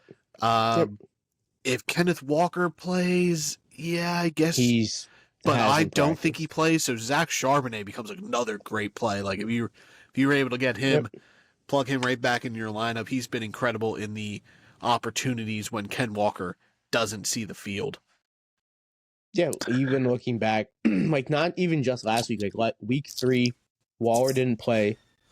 Charbonnet stepped in easily for 18 carries, 91 yards, 2 tutties, 3 catches through the air. Charbonnet is so consistent when Ken Walker doesn't play. Like, they have a really good backup. So I don't know if he's going to end up working away carries from Ken Walker, but you'd love to see it, dude. Like, Charbonnet's a really talented back. Yeah, I mean, he started to hear down the line, he was getting goal line work, but I don't know how much of that was just Ken Walker being hurt and banged up. I think you got to run a committee here, dude. Just keep Ken Walker healthy. Yeah, that might be. Keep him healthy. Give Charbonnet more carries. Run a 2-headed system. You have 2 really good running backs here. Yeah. Yeah, Charbonnet on another team. Like, Zach Charbonnet with Harbaugh in L.A.? Woo! Yeah, I wasn't particularly fond of him at UCLA, but he had potential coming out. Him. You really did see it. I liked him. So, yeah, a lot of people loved him coming out. I just liked him a little bit. So I liked him, though. But a lot of people did, they though. did. Like, a lot of people loved like, they had him coming as out. like their RB2 behind Bijan. Yeah. It was Bijan's class, yeah? Yep. Yeah. This was his second year, so yeah. Yeah, he came out with Bijan and Gibbs. So RB3. Gibbs was pretty much locked in it, too. Yeah. Packers, Josh Jacobs. Seattle's a tough matchup, so You play him. You're going to play him, but again, you might need to so hot. You might right need now. to temper your expectations. He might not get the touchdown this week. We'll see. Jordan Love. God. Him, Herbert, Baker. Yeah, throw Murray, me some names. The guys we've been talking about. Herbert. No, I would lean all of those guys, to be honest. Jared Goff. A really guy I'm not is like Stroud. Okay. What about Bo Nix? No, I'd go Bo Nix over Love. Okay, I think I would go Love over Bo Nix. Just because Bo Nix hasn't been running. Yeah, no, and that is the knock on Bo Nix, but oh man, Jordan Love's rushing upside isn't there, even though he did have 4 for 23 last week, but man, you just need high touchdown same upside game. for Jordan What about Love. Geno? I would probably I'd lean Love, I think. Yeah. Geno's been a little bit rough the last couple weeks. Yeah, I'd go Love. Geno's kind of like a poor man's Jordan Love. He needs the touchdown upside, the touchdown, because he's not running a ton. Yeah, for sure. And with DK being banged up, it's not particularly fun. How do you sort out the Packers receiver room? Like, Jaden Reed had a goose. Romeo Dobbs is still in concussion, so like even if he plays, it's still going to be weird. Jaden Reed, Goose, Watson. Like this, man, Watson went 4 for 114. This could be a Watson trap game where he gooses you, and we see Jaden Reed get the work. Like, this is Green Bay's a tough offense to read, and it's. I like Tucker Kraft. I think he's the safest option here besides Josh Jacobs. He might be the safest option. Yeah, I would probably still lean Jordan Reed. Romeo Dobbs if he's healthy, but I would probably put Watson above. Yeah, I would put Watson above Dobbs and Reed above Watson this week. JSN over all of them. What about DK with those guys? Oh, it's not even close. I would probably still lean DK over all of them, to be honest. Agree. And then who wins here Sunday night? It's going to be a good game, but I'm going to go Green Bay. Coming off that really close game versus Detroit. But now teams playing Detroit tend to stutter their next game, and Seattle's a really good team, so this could be an L for Green Bay. But I mean, Green Bay did get the extra rest though, because that game was on a Thursday, so maybe that plays a factor into it. But I'm also going with the Packers here against the Seahawks. All right, Monday night we got first one, the Chicago Bears. 2 for.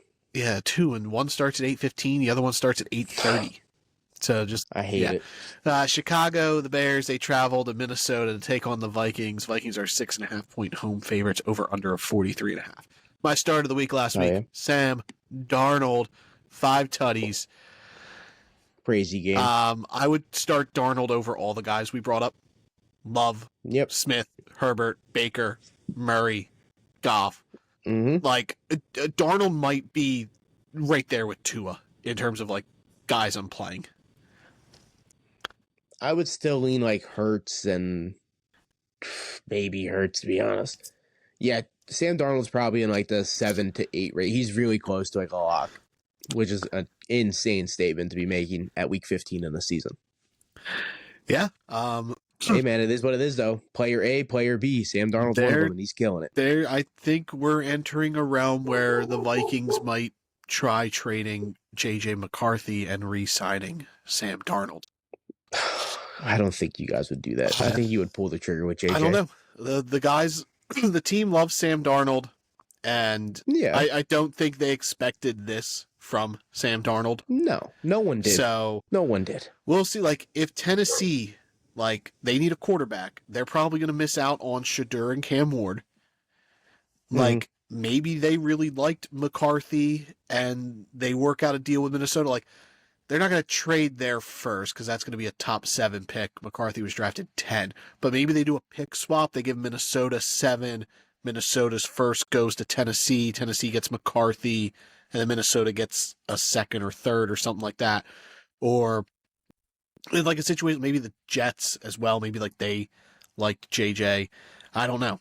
I think there's a world where like JJ probably has more trade value and that you can at least get something for him. Whereas like they're not going to get anything for Sam Darnold. But I do think they franchise tag him. I do. I think they're going to tag him and try to figure it out from there.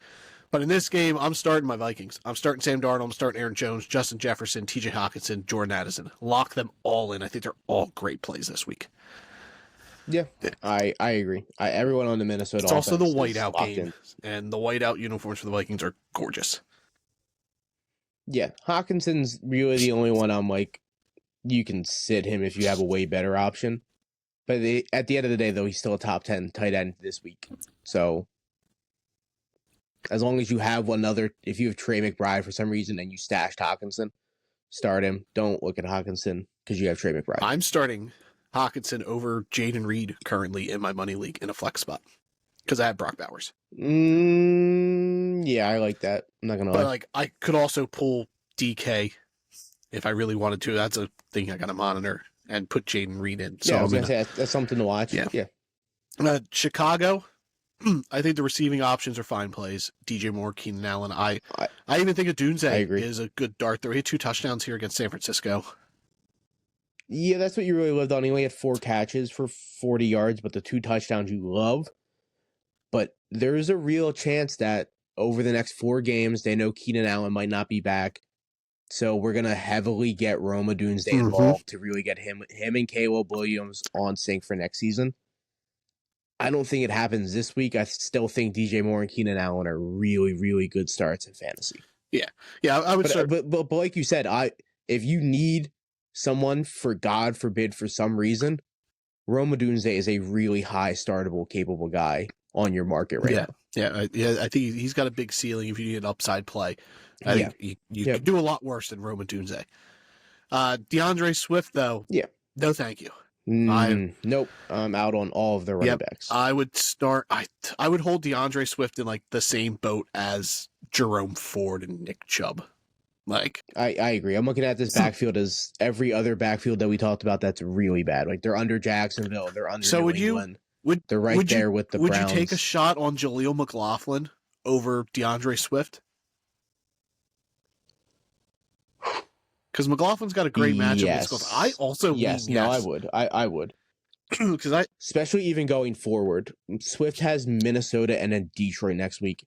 Swift is going to be pretty much useless in the fantasy playoffs. Caleb Williams, you could stream him as well. You could. Cole Kmet. Yeah, Minnesota's a pass no, thank you to him. I agree. But I think Cole Kmet has a higher ceiling than a lot of guys. His 4-0. But he has a high touchdown percentage versus Minnesota in a pass funnel game. They're not going to be able to run it all. Kmet or Grant Calcaterra?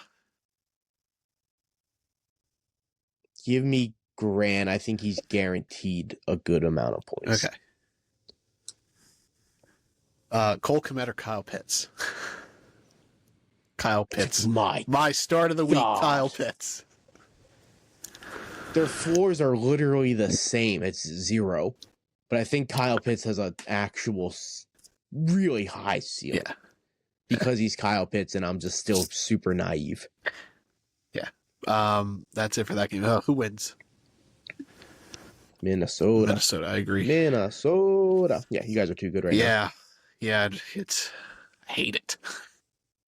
I know you do. It is stressing me out. You're out here doing it with Sam Darnold, baby. Yeah. And I'm willing to lock him in long term. And I like McCarthy. I guess it's a good situation to be in. We have two really good quarterbacks that I think are fine for our future. And we're starting Drew Lock and Tommy DeVito. So yeah, think about that. Would you trade for JJ McCarthy as a Giants fan? No. Like, say you miss out on Shadur and Cam Ward. We're not going to. I mean, yeah, the chances are there's no way. Because I think at worst, you'll have the third. Well, we're not getting Shadur. Yeah, I know. He's going to just Vegas. Like a quick side. Like Shadur, well, Dion's already said he's not going to play for the Giants. So if you want to be a jackass about it, sure, whatever. Okay, Eli Manning did that too. And I hated it back then, though. Even as a younger kid, I was young when Eli also was 10. did it. It's just, I just don't like it. It's a weird vibe. Yeah. The Mannings turned out. You get drafted to who you get drafted to, dude. Who cares? The Mannings turned out all right. Yeah. But hypothetically, like if you guys, I think at worst having the third pick, you would get Travis Hunter. So I think it's actually a crime that he's still. These quarterbacks don't deserve to go over Travis Hunter. I agree, but the teams above them are going to need quarterbacks. I personally, if I'm picking one or two, I would take Travis Hunter over the quarterback. I would try to find a quarterback. I'd trade back up, or I agree. As a Giants fan, I would much rather just draft. Travis Hunter. I would rather trade for JJ McCarthy. Sam Darnold hits the market. I would rather trade for JJ McCarthy than draft Shadur Sanders or Cam Ward.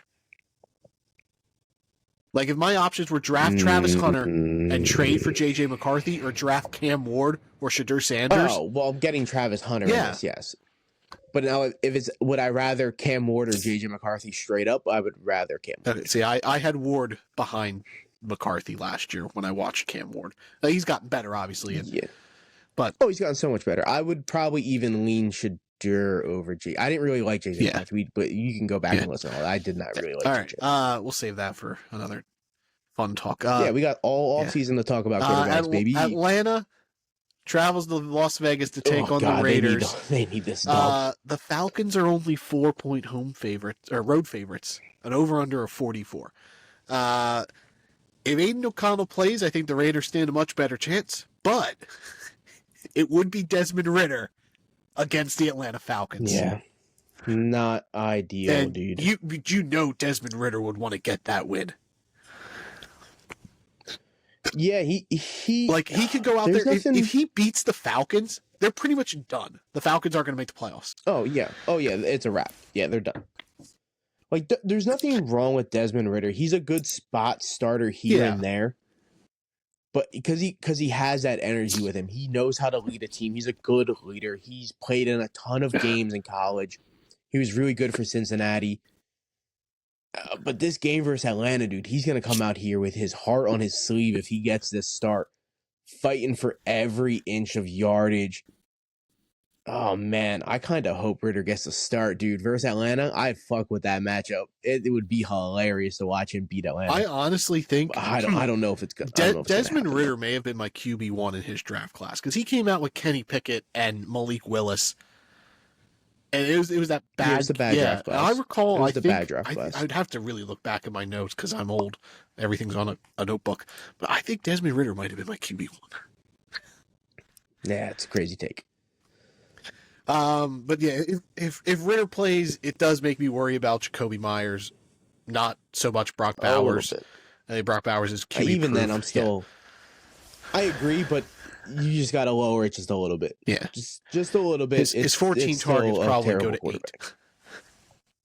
Yeah, but you hope for 10, but I do rough. think Vegas's running back Sincere McCormick is a sneaky play this week. It's his backfield now. Antonio Pierce came out and just like, if Alexander Madison plays, we're still starting McCormick. He's earned the right to keep this job. He's been efficient. He's averaging 5.5 a clip. He is. I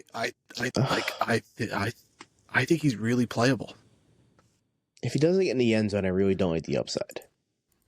Like, I think his floor is like 8 to 10, which is what he's been getting, but without a touchdown, I really don't want that. I would lead him over Jaleel McLaughlin, though. I agree. Yep. Because nobody's taking touches, really. Like, maybe Madison and Abdullah sprinkle in here and there, but... Even Madison healthy, he's a touchdown threat. Yeah. That's what you have to worry about. Like, I would start McCormick over DeAndre Swift. I would start him over the Bucks guy, not the Bucks, the Chargers guys. No, not over the Bucks guys. I'd start him over. I'll take a hurt Bucky Irving every day of the week. I would probably hold him in like the same bucket as like Ramondre Stevenson. Yeah, Ramondre's useless if he doesn't get a touchdown. Yeah. So yeah, he's almost the exact same running back. And I think he's got a little more upside than Ramondre does.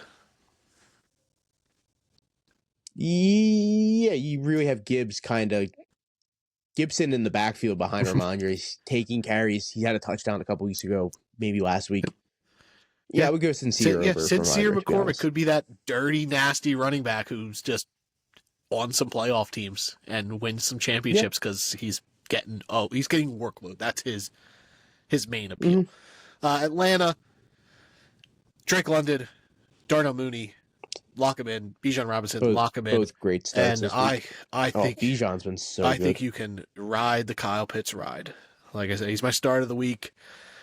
You getting dirty with it, It's dog. ballsy, but I feel it in my arthritic bones that we're in for a Kyle Pitts. If Atlanta wants to win this game, they got to use Kyle Pitts.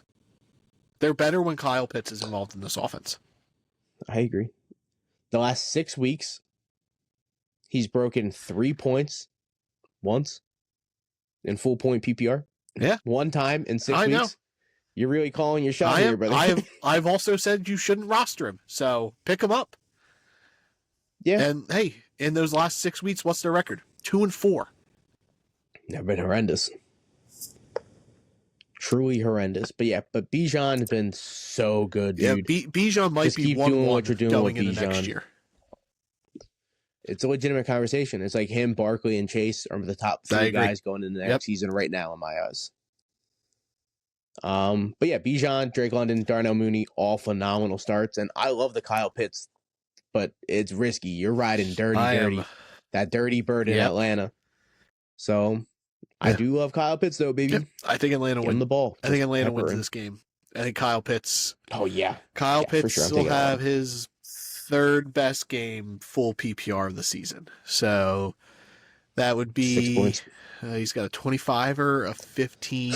So over 13.5 fantasy points from Kyle Pitts. I'm going out, putting it. That's full point PPR. Yeah, full PPR. Yeah. 13. You're looking at like a 6 for 70. Yep. I think he gets in the end zone. Yeah. That's what you're calling it. Yep. A nice little tutty for Kyle Anytime Pitts. Kyle Pitts touchdown. I'm going to go make that bet. I'm going to go look. There you go. See what that is and get. But yeah, I think Atlanta wins this game. Well, what about you? Mm-hmm. Yeah, no, I'm taking Atlanta for sure. Okay. I don't think Vegas, even with Aiden O'Connell, really doesn't get the job done. What is the Kyle Pitts anytime touchdown? Plus 265. Okay. Checks out. We're riding real dirty. All right. Before we close this out, power rankings. Mine are the exact same as last week. Detroit 1, Buffalo 2, Philly 3, Kansas City 4, Minnesota 5. Keep talking about them. Keep talking about it. Kansas City, I did almost put Minnesota over Kansas City, and I can't believe I'm saying that because Smart. I don't know. Kansas City, they've been playing truly horrendous. They're playing ugly football. football. I don't care that they're 12-1 at this point. They're just winning these games, and it's weird. I can't believe that field goal went in on Sunday. Hit it off the. Oh my god, that doink, dude! I hated that misses it so 99% of the time. But the Chiefs, it's the Chiefs. They're using dark arts. I don't know what's going on there. If Philly had a stronger game against Carolina, I might have moved them over Buffalo, despite Buffalo losing. But I think Buffalo looked really strong in the loss. And Detroit, little shaky there against Green Bay, but they pulled out the win, so I can't move them. I still think they beat Buffalo and on a neutral field more times than they would lose. Like, I do think Buffalo wins this week. I just think they got something to prove, and the Lions, I think, they're due for a loss. I think a loss for Detroit isn't a bad thing. But I agree. Philly, again, the vibes really weird me out there, so they really snuck that one out against Carolina. And Nah, you crazy though. so, but I think Buffalo and Detroit, I would take them over Philadelphia here going forward. I agree. Minnesota, Kansas City, Philly, I would put them in the next bucket together. Did you say Pittsburgh? No, Pittsburgh would be 6 for me. That's crazy. That's disrespectful. I had Pittsburgh over Kansas City last week. You and had them over. My rankings this week are Detroit 1, Buffalo 2, Philadelphia 3, Pittsburgh 4, Minnesota 5, Kansas City 6. So you moved Philly down despite winning because you had them 2 last week over Buffalo. Yeah, but I get Buffalo lost to the Rams and they looked rough, but I think Buffalo would beat Philly if they played head-to-head. How about the Rams? They've beat Minnesota and they've beat Buffalo. Man, any given Sunday, the Rams could beat anyone in the NFL. They are so well coached. They are. Sean McVay is. You have McVay, you have Stafford, you have 2 elite receivers and an elite running back. Yeah, you're going to win games. Yeah. You're just that well coached. If they get into the playoffs, they're you do team. not want to be playing them. Like if you're one of the wild card teams and you got to go play the Rams, that is a dangerous game to play. I fear that as a Vikings fan because the chances the Vikings win the North are pretty slim. So like we're looking at going to either Tampa, Atlanta, or whoever wins the West. And if the Rams come out of the West or Seattle, I don't want to go to Seattle and play there. Seattle's a hard place to play. But Kevin O'Connell's a really good coach, and he's not often out-coached.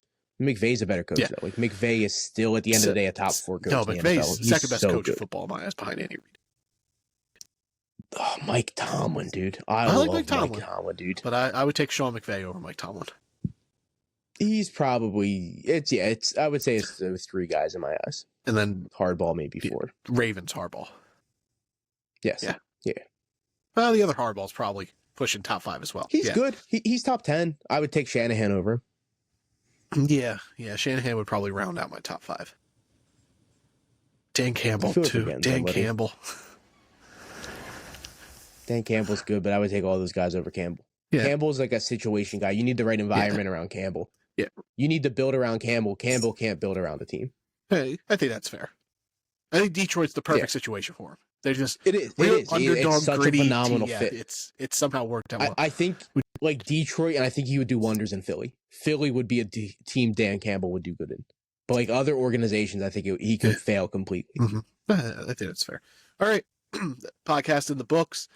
We'll see you guys on Tuesday. No spotlight this week because we missed a Tuesday episode. I know we've thrown them in on Thursdays if we miss Tuesday, but that's a lot to unpack. So we'll bring you 4 guys. 4 guys on Tuesday. Yeah, we'll each do an offense and each do a defense. Bring some more guys to the table there as we recap Sunday games and recapping the first week of the playoffs, dude. Fantasy playoffs. Yep. All right. Everyone. You know where to find us. Twitter at @DraftedUp_pod, Apple, YouTube, Spotify, search Drafted Up Podcast. Like, rate, subscribe, review, share. And then W Energy. Get some products, get some goods. Less than $1 a drink. Which is way cheaper. I'm changing the slogan. Eat that dub. W Energy. W Energy, yeah. Drafted Up is the code for a little 10% discount. Good luck in the playoffs if you're there. Good luck avoiding punishment if you're not. Remember, flex guys for Sundays and Mondays. Keep your early games in their regular spots. Especially here going early with potential injuries. You never know what's coming up. Thanks always as listening. Anything else before we head out? Now we're good. Right. Good luck, everybody. Adios. Bye.